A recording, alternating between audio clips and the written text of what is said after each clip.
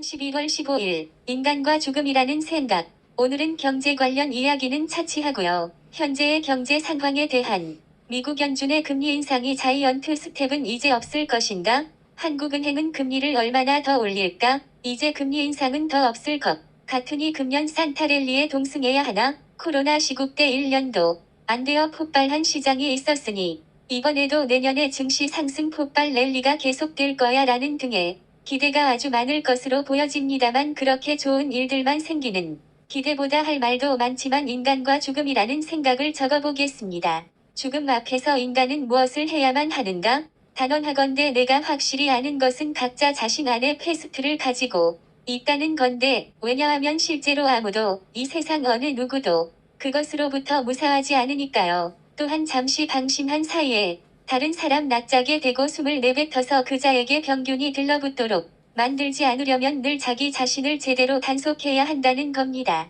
지극히 자연스러운 것이 비록 병균이기 때문입니다. 그 나머지 것들, 예를 들어 건강함, 성실함, 순수함 등은 이를테면 의지, 그러니까 결코 멈춰서는 안 되는 의지의 산물이죠. 존경받을 만한 사람, 즉 어느 누구에게도 거의 병균을 옮기지 않는 사람이란 되도록 마음이 해이해지지 않는 사람을 말합니다. 알베르 카뮈의 소설 페스트 중에서 다들 생각들을 하시면서 코로나19 바이러스가 이제는 종식이 되는 수순이라들 생각하고 그동안 억눌렸던 많은 자유와 규제를 벗어나고 이익을 얻기 위해 스스로의 보상이라도 받아야 되겠다는 심리가 현재 전 세계적으로 팽배해 있는 것이 사실입니다. 이런 상황에서 이미 62년 전에 죽은 알베르 카뮈의 페스트라는 소설에 관심을 가지게 되었습니다. 자유 그리고 해방 그 다음에 지속되는 만족감 이런 것들이 우선이 되기 위해서는 우리 스스로가 카뮈가 소설에서 말한 것처럼 어느 누구에게도 거의 병균을 옮기지 않는 사람이란 되도록 마음이 해이해지지 않는 사람을 말합니다. 라는 구절이 현재 2022년 11월 현재 가슴 깊이 남겨지는 것 같습니다.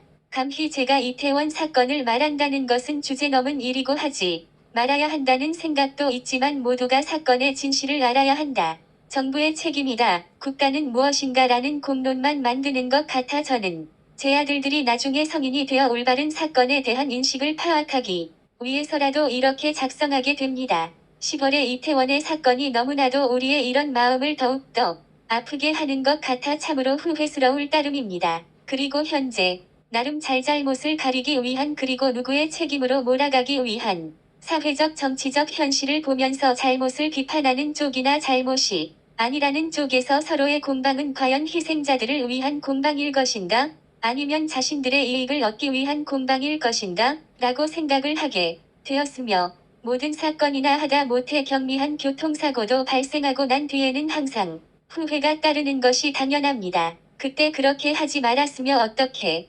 되었을까? 라고 생각하는 것은 당연합니다. 교통사고도 1초만 그 현장을 내가 지나가지 않았다면 아니면 1초만 집에서 늦게 출발하였다면 이라는 후회를 하게 되는 것이죠. 그렇지만 사건은 이미 발생한 것이고 이러한 사건을 처리하고 재발 방지를 하는 대책을 세우는 등 필요하다면 법을 제정해서라도 철저한 사후 처리가 중요하다고 생각하고 그것이 중요하다고 봅니다. 그리고 서둘러서 당장 모든 것을 만든다는 조급함보다는 늦더라도 완벽한 제도를 만들기 위해 철저한 노력을 기울여야 한다고 봅니다.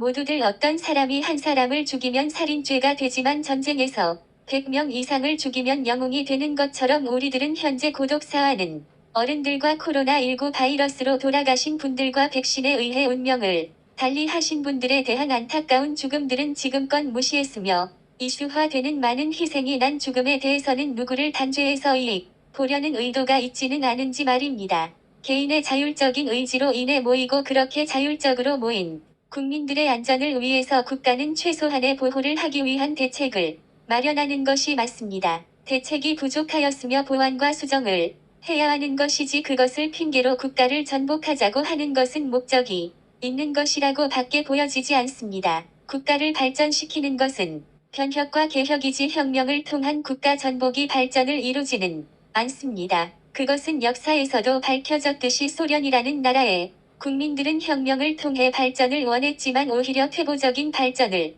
하였죠. 이보전진 일보 후퇴는 발전이지만 일보전진 이보 후퇴는 전체적인 퇴보입니다. 사회 현상은 상수가 있고 변수가 있습니다. 상수는 의식할 수 있고 일상적인 일이라면 변수는 알 수 없고 일어나지 않을 일에 대한 대비라고 하지만 이러한 것을 국가의 전적인 책임으로만 몰고 가서는 안 될 것입니다. 국민은 사회를 구성하고 국가를 유지합니다. 그리고 국가와 사회는 이러한 국민들을 보호하는 것이 맞고요. 국가가 해야 할 시스템은 최대한의 효율을 찾을 수밖에 없고 최대 다수의 최대 행복을 추구해야 하지만 모자라는 부분이 있을 수밖에 없고 이러한 모자라는 부분은 사회단체나 자치단체에서 보충하는 것이 되어야 선의의 피해를 보는 국민이 더욱더 줄어들 것이며 그래도 부족한 부분은 국민들이 서로 돕고 살피는 공동체 의식이 필요하다고 봅니다. 다시 한번 저 자신부터 마음가짐을 카무의 소설에서 배웁니다.